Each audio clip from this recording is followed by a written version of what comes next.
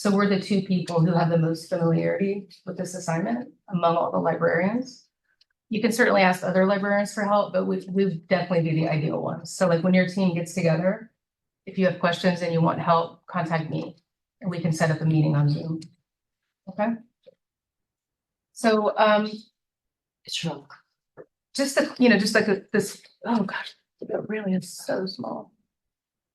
Okay. This is just a quick review of your activity.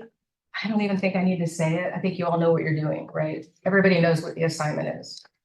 Ultimately, you're finding two articles, one that represents quantitative research and one that represents qualitative research. So we're going to talk about how to build a search in PubMed and CINAHL. So I'd like you to have an understanding of creating a search term table based on your PICO question today. Familiarity with how to perform a search in PubMed and CINAHL, and some understanding of how to identify a quantitative article and a qualitative article when you're doing the search. And then just how to save your search, which is not hard at all. So those are the basic goals for today. So starting, this is the effectiveness PICO question, which is really kind of like a standard PICO question and intervention. And we're trying to measure the effectiveness of an intervention. So this type of PICO has all the PICO elements, PICOT. And my understanding is you've seen material in classes already. You've had some learning and discussion about PICO already, right? I'm not introducing this concept to you. Okay. So I just have an example here that I'm going to use today for patients with chronic pain. How does a mindfulness-based pain reduction program compared to standard pain medication improve pain reduction or quality of life over 6 months? So this is just my example that I'm going to use today. And then this is what my search term table might look like. And you might see better on these smaller screens around you. I know it seems awkward to look over there, but They're not correlating. oh, they're not correlating. Oh my goodness. All right, well, we'll just forge ahead. And like I said, you can look at this later in classes on your own. So my table has one column for each PICO element. And this is very simple. If you're doing a systematic review, your search term table is going to be really long and you're going to have in each column many, many search terms. We're not doing that in this class. We're keeping it simple. So I have chronic pain. People with chronic pain is the P column. Mindfulness is the intervention. The comparison is medication. The outcome, there are two outcomes I'm looking for: pain reduction or quality of life. And then we have the 6-month time period. Now, it is important to realize that not every term in your table will necessarily be searched, or not every column even will be searched. Sometimes the T column is not searched. It's just very limiting to search for 6 months. I'm probably not going to find more than 1 or 2 matches for that, especially when I'm combining all my other terms. So, think of this PICO as really representing a research project, and someone's going to conduct this research. They're going to use the 6-month period, but other research that's already been done didn't necessarily use that same exact time period. So you can look for 6 months in your search results when you're appraising or assessing the results.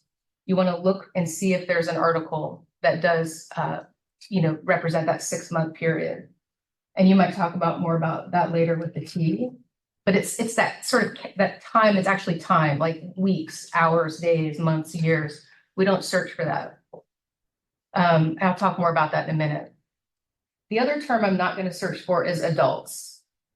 That term might not be used in all the articles to describe. They might use an age range or something like seniors or middle age. So we're not going to search for that either. But all the other terms will actually make it into our search. Susan, can I just ask you a question? Yes. In the textbook for the class, it had said that for the intervention PICO search, we basically use the intervention, the comparison, and the outcome first. So that's correct? You mean in order of searching? It said to start with the outcome, but those three, I was surprised it didn't state population. Yeah, you know what, Jessica and I noticed that also, and we took issue with it. I've never really seen that before. I think there is truth in the fact that when you type in search terms, even in Google and in the databases, you want to put the most important term first, because there is like a weight on the algorithm. But I've never seen anyone start with the outcome. Okay, and what about leaving off the population as a priority? Is that typically done? I mean, no, I mean, Yeah, I was surprised to read that. yeah, Okay. we were looking at that slideshow with interest because I hadn't seen that before. Okay, And I've seen that other librarians have sort of, copied from that with some of their materials. But I've never seen that before. So we still generally go in this order, left to right. thank you. We figure there's a reason why PICO is that way, in that order. So yeah, it's funny that you asked that because we did talk about that. Okay. I said, someone's about gonna ask me about that. What am I gonna say? I'm gonna say, well, I've never seen it that way. Yeah, I knew you would know.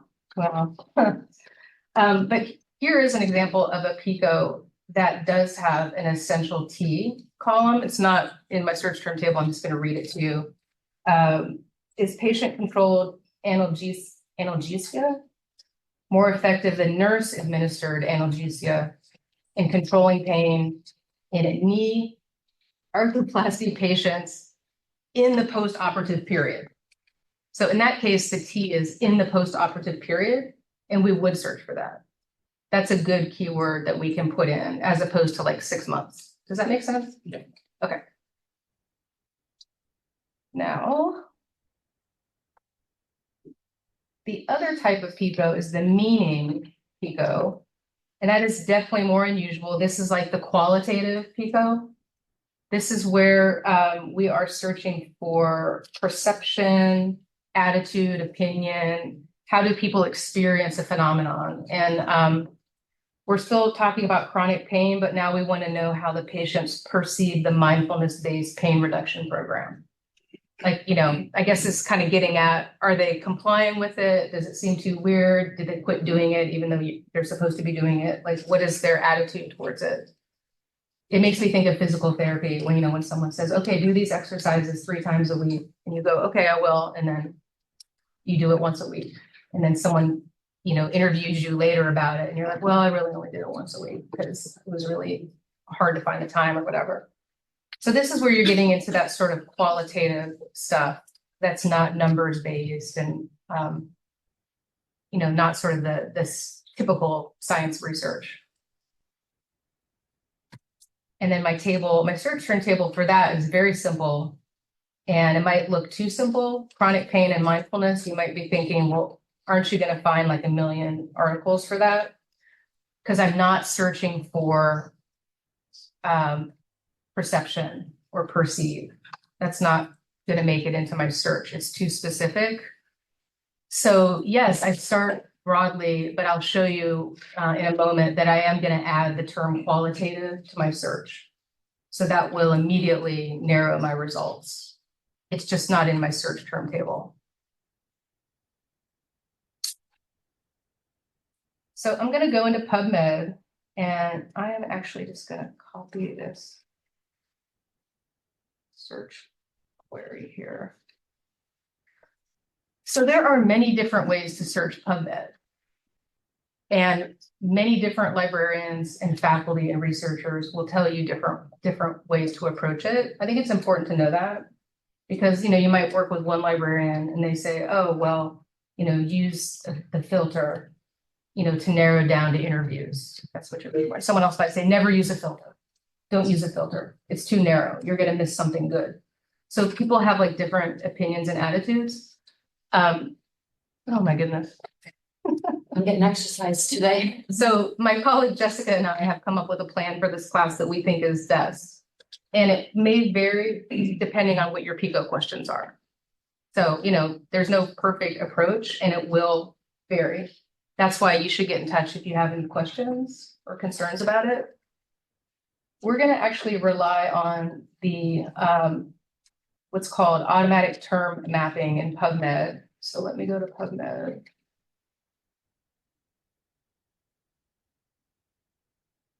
And Christopher, eventually when we have questions, I am listening. I'm trying to remember that, you're all there, and I know that it's a little different for you on that end. I just have to get my Duo again. This is how you log into PubMed through page. Oh, it's important to log into PubMed through the PACE library website, through our databases, because we link to full text for all of our really expensive subscriptions. It's not the end of the world if you use just the government site, but you won't get those full text links. So you might as well just take advantage of that.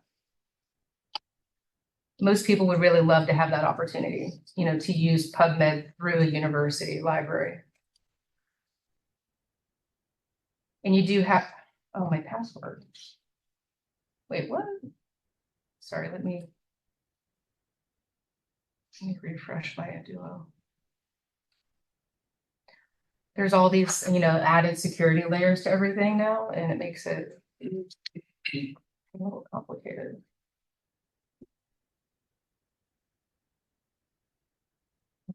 Gotta be kidding me.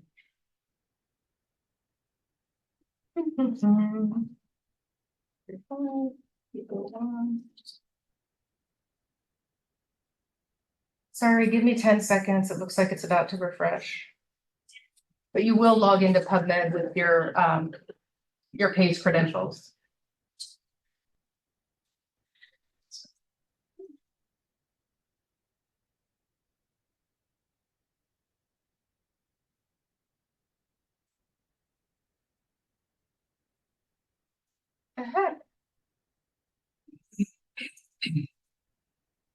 Well, I've never had this problem before, of course. Oh my gosh. 517.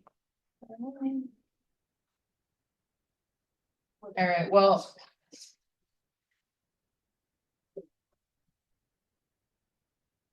I'm just gonna go to the government site because I'm having trouble. Of course, I've never had that problem before. It always happens live in front of an audience. So in PubMed, if you start searching in this top box, which is what most people do, PubMed is going to do what's called automatic term mapping. Are you familiar with this? Have you heard of it? Okay. Think of it as sort of like AI in PubMed, or an algorithm, a powerful algorithm. PubMed is trying to, thank you. It's trying to think for you so that you don't have to masterfully put in all these commands perfectly in PubMed. So when I type in chronic pain, mindfulness, medication, it's going to look for the controlled vocabulary, the mesh terms that match, and then it's also going to search keyword. Now, the only thing that's different is the pain reduction or quality of life. Remember how I had those two search terms in my column? Those I do need to join with or. And if I had a third term, I would also join it with or. And then I need to put parentheses around it. So when you have more than one term in a column, put those terms between parentheses and join them with or. And I would put that last in the box. I don't know if that's essential, but I feel like it's a good idea. Now I have 30 results, and I want to make sure, see if somebody has searched on the computer, probably you, with the systematic review box checked. So I'm going to uncheck this box. Always make sure, I mean, you're on your own computer, but who knows what you were doing on there in the past. So just make sure there's no filter that's checked that you don't want. What I want to do is limit to the last 5 years, just as a basic start. So I'm going to do that. And then this is our recommendation. I'm starting with the qualitative effectiveness search. That's what we're doing right now. I would say keep it easy and just limit to like RCT. Does anyone have, Did you say qualitative? did I say qualitative? Yeah. Quantitative. I meant to say quantitative, yeah. So we're doing the effectiveness, and I think if you limit to RCT, now, feel free to intervene and say something else, but I feel like if you do that, it just makes it so much easier to know that you're finding a quantitative study, and also those are considered, they're high up on the pyramid, they're high quality research. So that's what I would recommend doing. And that brings it to 31. That is a totally manageable number of results to look at, especially as a team. And then from this point, this is where the time comes in. This is where you need to look closely. I'm not sure, it's going to be up to each team how to approach this. But you might give each person on the team 5 or 6 of the results. You're going to have to spend some time reading the title, looking at the summary, and then if you're still not sure, or even if you are sure that it's going to be useful, click on the title and then you'll get the whole abstract. So let's just look at a few of these. And it's good that I'm seeing mindfulness, in the title. Seems like a good indicator. Let's just click on one as an example. I click on the title and then I get the complete abstract. And this is where you could start looking for things like, is this an adult population? Not adolescents. Is there any mention of a time period of the study? Is like a 5-year study, that's probably not a good match. But maybe you'll talk about this in class, like what would be an acceptable time period, given the PICO question. Of course, we're talking about my example right now, so yours will be different. And then I'm going to go back to my results. And really to share this with the team, for you all to make sure you have the same search and the same results. Don't click on send to. It seems like that might be what you would think would make sense, but that's actually sending it to different places in PubMed. I would just click the email button and make sure you change it from all results on this page to all results. That's really important. And I would include the abstract. Personally, I would do text because the other abstract is HTML and it's bigger and more colorful and bigger, which might be appealing, but it's also just kind of bigger. It's kind of overwhelming to look at. If you just do the text, it's smaller, especially if you're going to be looking at it on your phone or a tablet. But these choices are up to you. And that's it, really. That's how you can, you're saving your search when you do that, because you're actually sending the whole results. And you'll see the search right up there in the box. Plus, as soon as you determine your search like this, you can even add it to your search term table. Think of your search term table as like a living document. It's supposed to help you. It doesn't have to be a certain way. There needs to be a search term table, but you can also add notes or ask questions or just dump your PubMed search terms in there. Just think of it as a place to put everything. And if you make it a Google Doc and share it with everybody in the team, that's a really good way to make sure that everybody's on the same page, literally. That's how we usually approach it. So here's my PowerPoint now. Does that make sense? That was the effectiveness PICO. Now, Susan, can I yes. ask you one other question? Do you want me to go back? Do you want me to go back to PubMed? You'll get to it. No, you don't have to. It's just, I didn't see a box where you clicked RCT. Is there a qualitative box? Oh, I'm gonna get to that. I Yeah, figured. no, there isn't. Okay. Not really. That's the problem. And in fact, that's what we're gonna move on to right now. Let me go back to the PowerPoint for a second. So now I'm moving on to searching PubMed, still in PubMed, but I want the qualitative PICO question now. So we do this one a little bit differently because there is no perfect filter to limit to qualitative research. So what we landed on, sorry, let me just show you how I got here. So let me go back. here's the main PubMed page, right? For the effectiveness PICO, we just went straight into this box. For the meaning PICO, we're going to go to advanced, and we're going to click on all fields and scroll down to title and put qualitative and click add. So it automatically populates the query box with that title search. We think that at this point, most research that's qualitative is designated as qualitative in the title.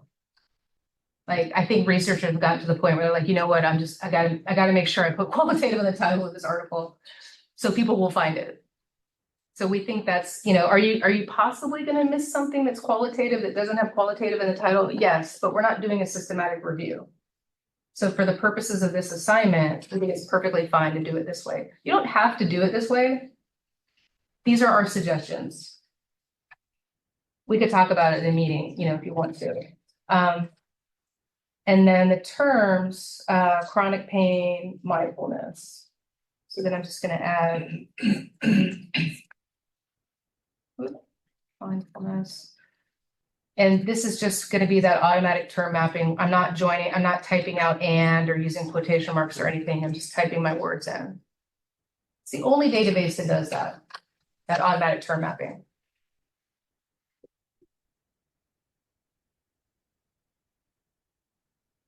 So here's the problem. I was just in PubMed and I just limited to RCT, so I need to uncheck that box.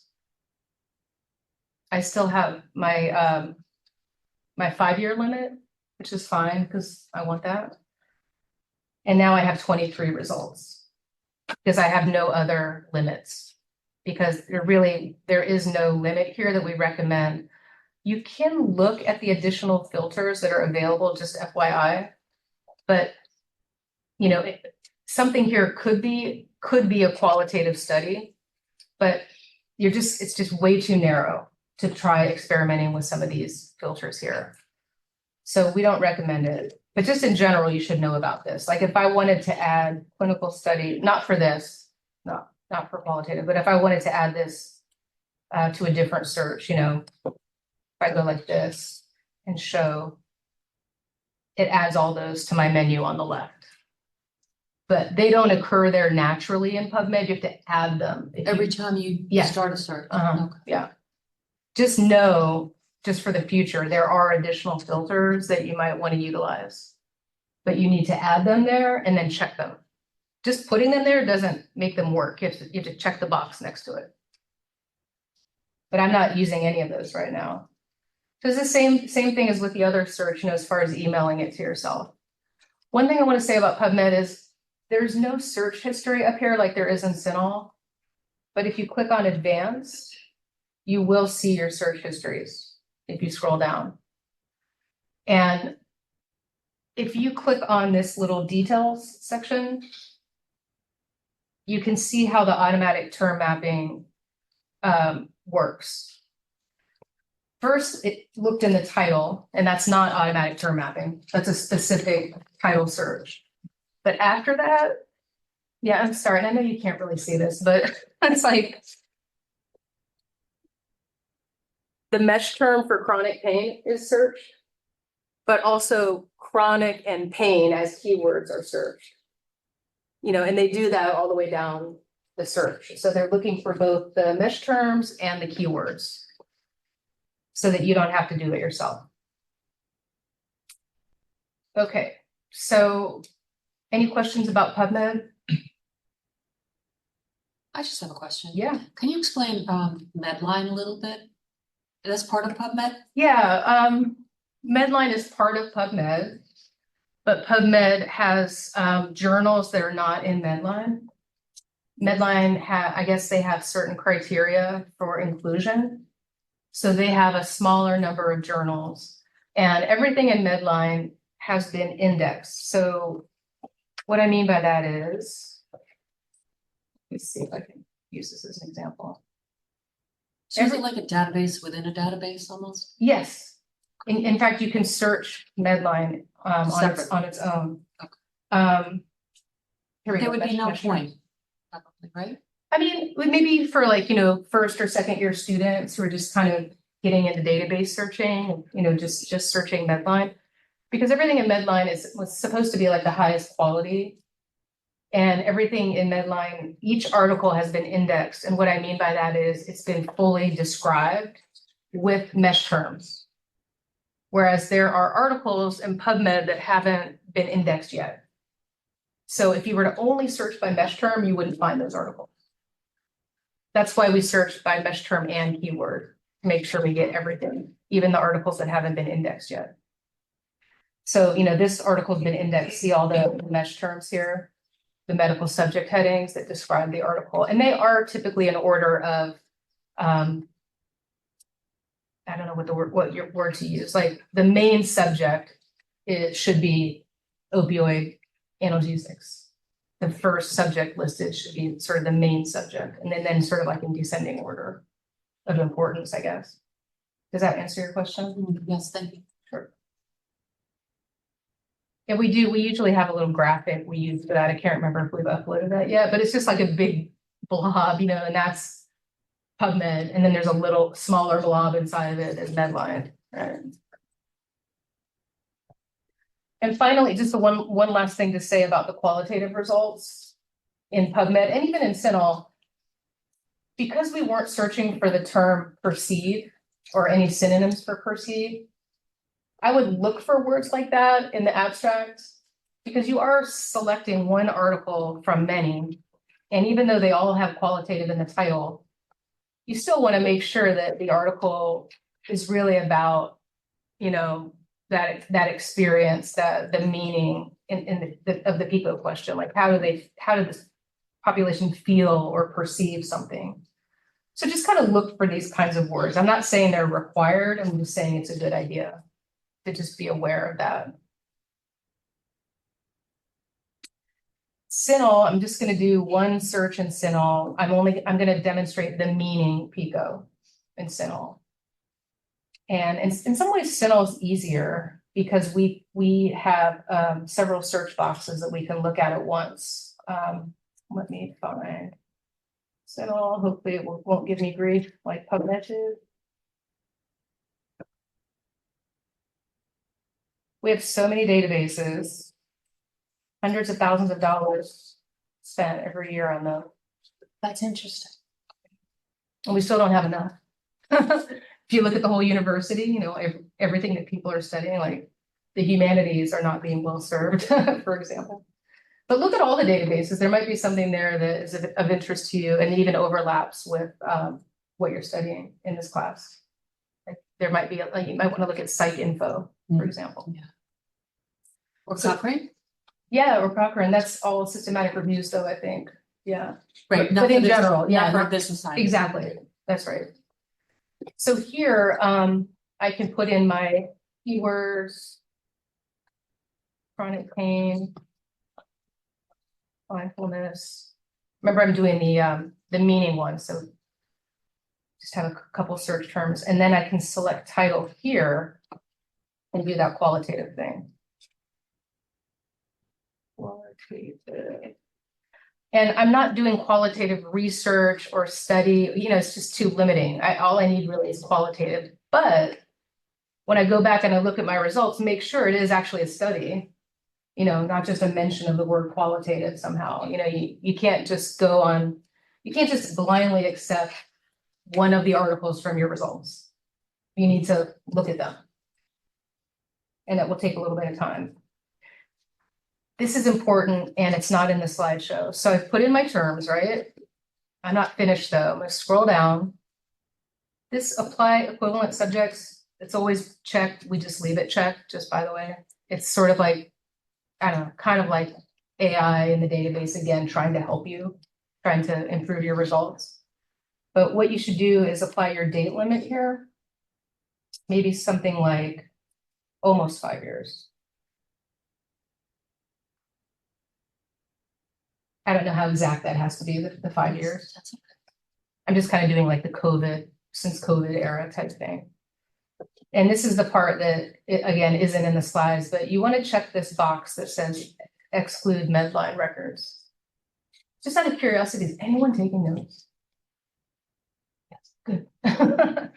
Note taking is really important. I noticed that most students don't do it. So I'm pretty sure you're gonna forget what I just said. So if you're taking notes, that's great. Everybody else is gonna be asking you later, what did she say? So I do recommend note taking, especially when you have a guest speaker, because I'm not gonna be, here in the future to answer your questions. But I will be around when we meet, just not in the class. So the reason I'm excluding the med records is because I theoretically at least have already found those results in my effectiveness search. And I haven't done that one in CINAHL yet here, but typically I would start with the effectiveness search and then do the meaning search. And search PubMed first, and then search CINAHL. So really it's 4 searches. 2 in PubMed, 2 in CINAHL. And by the time you get to CINAHL, you want to exclude the med line in both searches. This should have shown up in your PubMed result. And then I click search and I have 9 results. It's actually more than I expected because often there'll just be a couple that weren't in Medline. But maybe this is like, this is a nursing database, so maybe there's a special interest in nursing in this subject. And as far as sharing these results, click on your little share button here. And this little thing pops up here. The way I recommend doing it is copying this permalink and just pasting it, into an email and sending it to everybody on your team. And then you don't have to worry about redoing the search and all that. It's just, I don't know how you're going to do it. And if you're going to meet as a team and do it, and one person's going to be the team leader who actually types in the search terms. And then they would be the one to copy this link and make sure that everybody gets it. Kind of, it's up to you all how to do that. I would do it that way. That's how it's often done in other classes, rather than having each person on the team try to do the search independently. Because then you run the risk of someone doing it differently than everybody else. And then you don't have the exact same results. Does that make sense? You definitely want to have the exact, you're working with the exact same bunch of results. And they should be in the same order too. The default order of this 1 through 9 is relevance. So I wouldn't change that just to reduce error. So 9 is a very small number, but let's say you had 50. Each person on the team gets 10 of them. 1 through 10, 11 through 20. If you were doing something like that, it's critical that they be in the same order.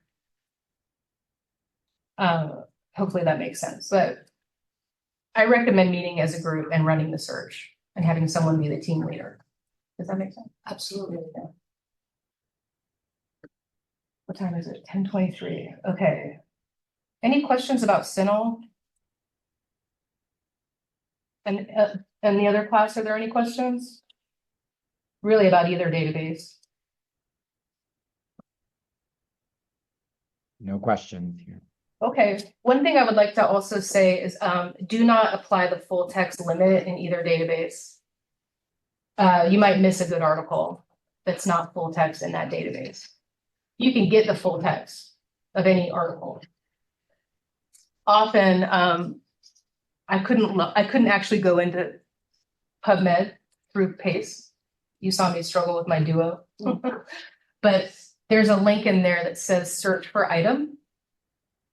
And when you see that, when you notice there's no PDF, it's not full text, you see search for item, click on it, it will search all the other databases at PACE and look for that full text article. And if we have it in another database, it'll take you to it. That's the reason why we want you to log in through PACE whenever possible. In the worst possible scenarios, let's stop sharing.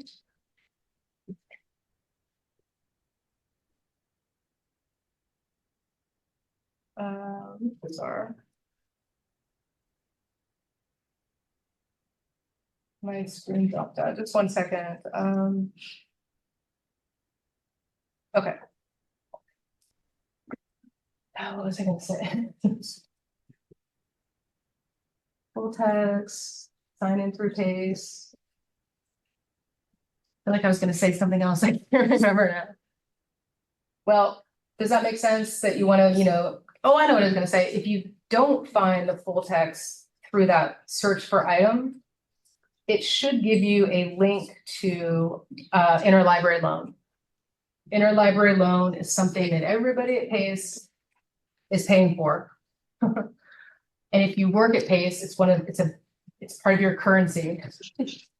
So it can be anything, actually. Even if there's just a novel that you want to read that we don't own, we'll get it for you. But typically students use it for research projects. So if there's ever something that you need that you just can't find it, you can go to if you just don't see the link to interlibrary loan anywhere, you can always do it from the primary link on our homepage.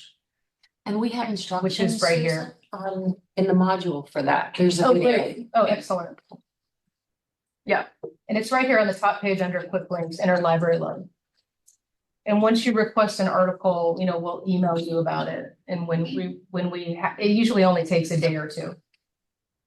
The woman who runs our interlibrary loan is just dynamic. I mean, She is. I've never waited more than a day. it's like it's like a game, like she's just so into it. She's like, oh yeah, I'm gonna get this right now. She's awesome. Yeah, it's almost like It's shocking how fast she is. She's like Amazon. I'm always like, Amernell, slow down. You don't have to work so hard, slow down. So use that interlibrary loan. And then if you just, again, have any questions about any of this process, just get in touch. If you have a quick question and you don't think you need to ask me about it, you can go on chat and just ask your question. But if it really is about like the research process itself with your team, I highly recommend getting in touch with me since I have the familiarity. And I'm usually around. I mean, I'm at work every day. And if it's the evening, I can flex my schedule. I know that often works better for students, for me. And let me just make sure I covered everything in my slides here. I just have one other question, Susan, please. Yes. Is there any program like Zotero, or is that something students would have to get separately? We have EndNote. Okay. Personally, I never use it. No. But I understand that many people do. I just feel like the learning curve is so high for like little benefit. I mean, if you're a faculty member writing a lot of papers with like 50 references, yes, you should learn how to use EndNote. It would probably make your life a lot easier. But for this assignment, you're just finding 2 articles. Right. I don't see the need for it. What's that one that's free online? Is it Zotero? Is that like an online one? Yeah, I think it's free. Yeah, these are called bibliographic management systems, and they're places where you create an account, you log in, and you can save all your references for your papers, in that one place. So you can have like 5 different papers, 5 different classes. And they're all saved there. Yes. Zotero is free also. You just have to download. Yes, exactly, Zotero. And we do have some videos about these things on our YouTube channel. How to use EndNote on different machines and browsers and all that. And that's in the library system? Yeah, there's links to it in this slideshow. Oh, right here. EndNote video playlist, citation mining video, nursing research guide. These are additional resources, including that material about using EndNote. Yes. I don't know if this sounds silly, but are there like tutorials? Because I'm kind of more of a visual learner on going in and like looking again, like are there tutorials on certain? Yeah, we have recordings of like what I just did in PubMed and CINAHL, like that kind. You mean like kind of slower, like Yeah, just so like you can slower watch down. it? Yeah. What do you mean you couldn't see them? they're in the module 3. Oh, okay, There's perfect. 3 videos. There's Okay. one for the interlibrary loan, and then there's one for searching for quantitative and qualitative. It's not as extensive as Susan's presentation, but you could review them. They're helpful as well. Okay. And I would like to add a caveat about that though. So we talked about the 2 PowerPoint slideshows that were uploaded by the company, Wolters Kluwer. Remember you asked me that question? Okay. I think 2 of the slideshows that you watched about PICO, Those were made by like a company. They're like from a textbook or something. So they say how to do PICO one way. Then there's Sam's videos that we're talking about right now. He used to work here. He was a former colleague of mine. And he made these videos about qualitative and quantitative research, and they're uploaded in classes. And now you've seen me talk about it. So think it's like a, triangulation of support. But I think I said at the beginning, everyone does things a little bit differently. So when you watch Sam's videos, I would say do it my way for this class, because Jessica and I spent a lot of time talking about this and how to give you the best advice for this particular assignment. You can watch his videos, but this is recorded also. Great, and So I can share this with you, and you can just go go. straight to the sections where I'm searching. That would be This is helpful. awesome. Yeah. I forgot about, yeah. That's why we recorded it, so you could do that later. Thank you. Sure. And there are other videos of us searching CINAHL and PubMed, but this would be highly, highly relevant for this class because it was designed for this class. Thank you. Sure. Plus, when we meet, if we meet, we can, Get together. search together, yeah. So I guess that's everything for now. Do you feel like you learned the goals from the beginning? Search term table, searching PubMed and CINAHL, quantitative, qualitative. Yeah, I mean, I didn't give a speech about all of that, and Sam does in those videos. My take is, how do I recommend you limit your results to that? Okay. Use that RCT filter for the effectiveness and type in qualitative in the title search. That's kind of just my take on it. I leave the discussion to you. Thank you so much. This was You're welcome. Sorry for the long beginning. Oh, and I'm sorry, Susan. If I would have realized it would have been difficult for you, I would have just adjusted. I was That's all right. I knew it was gonna be worried about us challenging. being able to deal with this and be able to see you and hear you. Christopher, what's happening in the other room? Are there any questions? I don't seem to have any. Anybody? Oh, I have one question. Go ahead. That PowerPoint and the recording will be available to us somehow. Yes, right. You recorded it and are gonna place it on classes? Sure. Should I put it in the EBP module 3, or should I make an announcement and put it there? What do you think? I would put it in the module if I'll you're put it in the able to, module, okay. otherwise send it to us. Okay, if I put it in the module, then everything's in one place. That's probably good. Okay, yeah, I'll put it in the module. Okay. All right, I am going to end this Zoom now. So everyone in the other classroom, have a great day. Get in touch when you need help. And yeah. My own meeting. Leaving my own meeting. Do you have, like, which shell do you have access to? Do I need to call you as TA to list? Do you I'm need a to librarian, not a TA. There's 2 offices. Okay. Yeah. Do I need to Something's add you to different each between the two. shell? Cause Yeah. are you gonna upload it to me? 'Cause I don't Yeah. know for you to upload it to. Yes. Oh, sorry. The 2 in, I love Jessica. Oh, Jessica. Without. She's rescheduled. Yeah, originally we. Oh, she's gonna do her own and upload Yeah. it? Okay, yeah, yeah, right, she's so- gonna do her own on the side. Yes. Okay, so then you will just upload to. This class, Christopher's class, and your afternoon class. Right. Do you know the first, do you need someone to, If you add me as a librarian to this class, to the afternoon class, and to Chris's? he already added me. Oh, great, Yeah. okay, So just add me to your 2 classes and then you as a can do it, librarian, and then I can do it. Yep, okay, exactly. all right, And then I can also see what everyone's doing, like I can see what the team's PICOs are and all of that. okay. It just helps us, like the more. we Yeah, see, no, um, this is super, I wish we had had this last year, mm, it's so specific to science. Yeah, I think the assignment used to be different, right? They used to have to find like warm in here. I know it is, and I brought a sweater because it's usually freezing. It is. All right, Yes, I think it was different. I think this is better. The assignment is better. this is great. Yeah, we spent all summer. Wow. Yeah. It's interesting. Just since we're having this conversation right now. And